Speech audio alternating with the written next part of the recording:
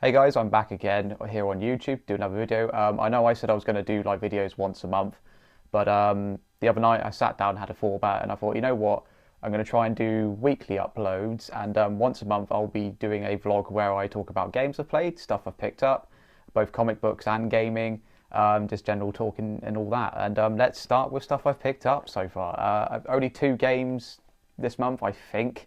I could be wrong, but there's also other stuff. But first up, I picked up Loco Roco 2. As I said, I've talked about it in the PSP video, introduction video I did the other day. I love the first one. I bought this for £8 with CEX voucher. Yeah, I'm trying to build up my PSP as cheaply as possible in terms of game collection.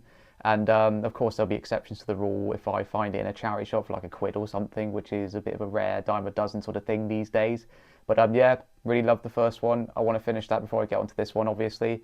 Um, as I said, I'll talk about more about the first one in a minute because, yeah, Loco Roco 2. Up next, again with CEX voucher, is Robocop Rogue City Unfinished Business. Bit of a mouthful of a title, but here we are. I really loved the first Rogue City. I played through it on Xbox last year when I got sent the game to preview on my social medias, so on Instagram and TikTok. Yeah, a massive Robocop fan as well. And Teon, who developed the game, they just nailed the atmosphere and all that with the first one.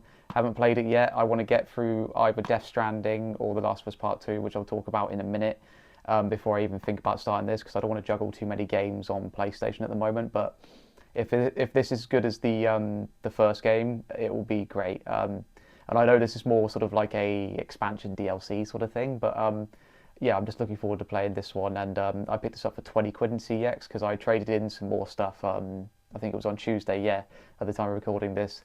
In CEX, I got about £41 versus worth of voucher.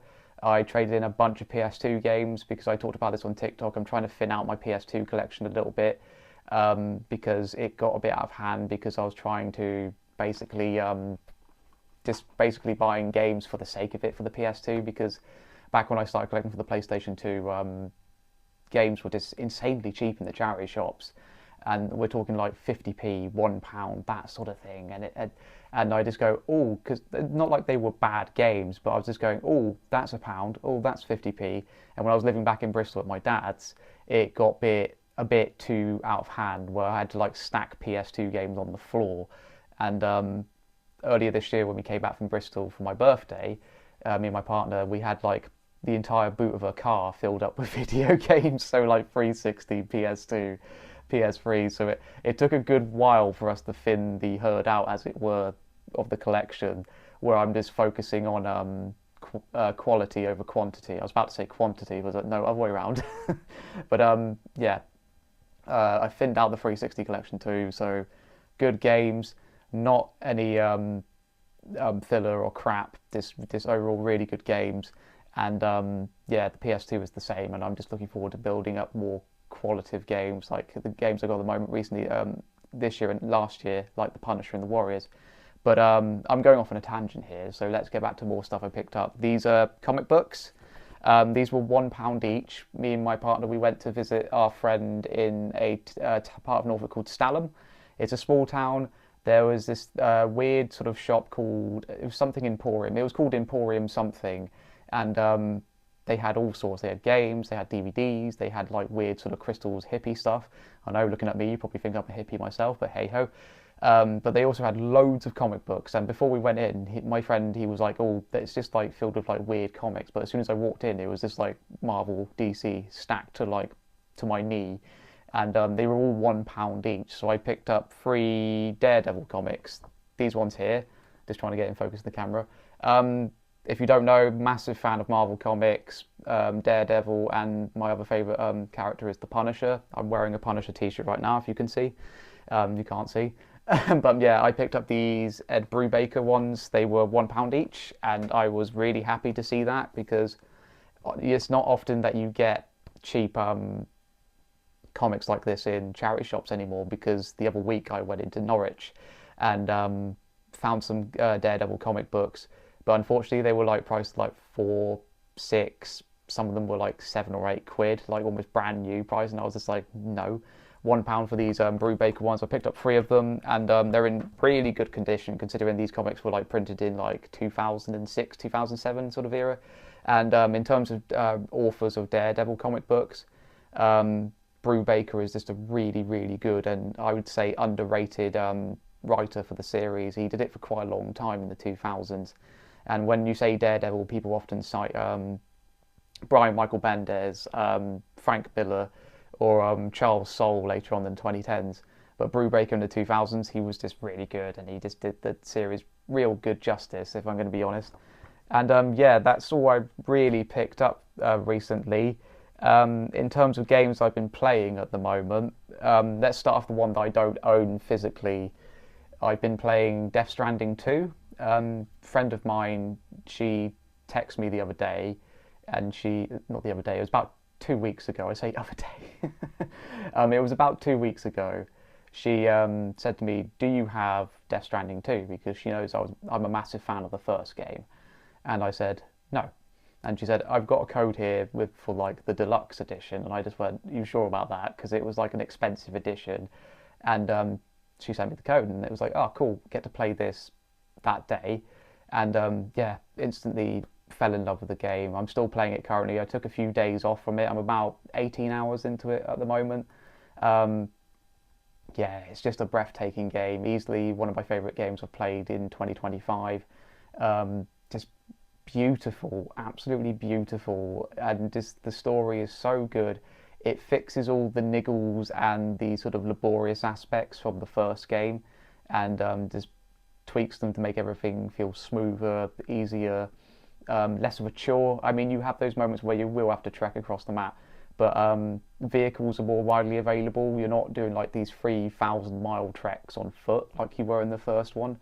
And combat is a lot better too. There's in the game, in like the first hour of the game, you are in combat quite quickly compared to the first one. And yeah, it's just so good, and I've just been really enjoying it. And I will put more hours into it, and I want to finish it, try and finish it before the end of this month. I probably will finish it in the middle of August, to be honest. But yeah, great game. Easily one of my favourite games on the PlayStation 5 this year. Some of these are revisits, and I've been revisiting Tears of the Kingdom. Don't ask me why. I was just flicking through my Switch one morning, and I was just like, you know what? I'm just going to restart Tears of the Kingdom, because it's one of those periods where I'm just like, I like to replay games in the summer, in the sort of gap between coverage on social media, that sort of thing. And Tears of the Kingdom, it gets a lot of stick now because of the sort of hype and sort of like praise has died down a bit. But I do feel it does everything that Breath of the Wild was doing, but better, with more additions, with more tweaks, that sort of thing. And I know people go, "Oh, it's the same Hyrule map and all that." Yes and no. It is the map is the same, but there's more new flourishes to it that make it feel like a newer game. Whereas they could have quite easily just gone like, "Here's the same map, but here's the depths, here's the sky." But even on the surface, it's like, here's some new areas, here's the wells you can explore, here's the caves, and the building mechanic makes it more fun too. And I've just been having a blast revisiting this. Another one's a PSP game. Mentioned it earlier. Loco Roco, fantastic. What can I say? I've talked about this. I've waxed lyrical about this game on Instagram, on TikTok, and all sorts. I never played it before when it was new, and it's just such an essential PlayStation Portable game that you need in your collection if you're collecting for Sony's old hardware in today's day. And it's just so good.